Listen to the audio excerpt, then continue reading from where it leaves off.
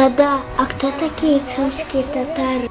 Сынок, крымские татары – это один из самых близких к кумыкам народов, проживающий на полуострове Крым.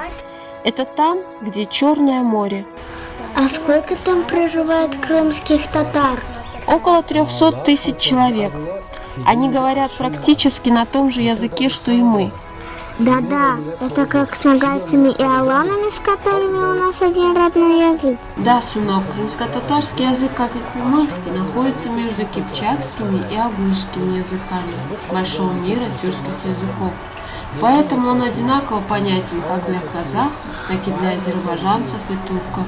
Да-да, получается, на нашем родном языке анатыль говорят более 1,5 миллиона человек на Северном Кавказе и в Крыму.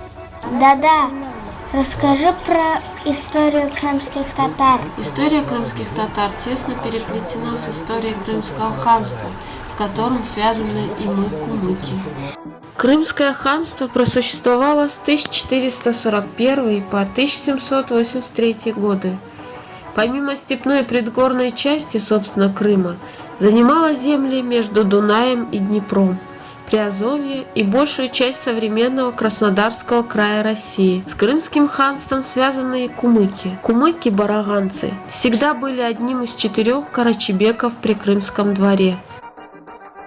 Да-да, а крымские татары шафиты, как кумыки-хасавюрты, или ханафиты, как кумыки, проживающие в низовьях Терека. Сынок, крымские татары, как и большая часть тюркского мира, ханафиты.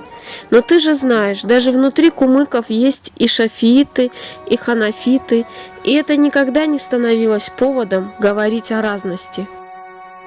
Да-да, а кухня крымских татар такая же, как у нас? В целом похоже. Но ты же знаешь, даже в разных частях кумыки и кухня отличаются.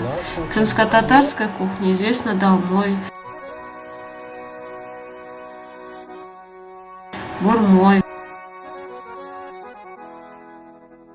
котломой и много еще других блюд, которых не счесть. Мы обязательно съездим к нашим крымским братьям, и ты попробуешь все эти блюда. Да-да, а крымские татары танцуют наш бию?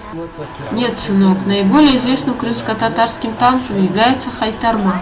Музыка и движение в этом танце напоминают наш бию.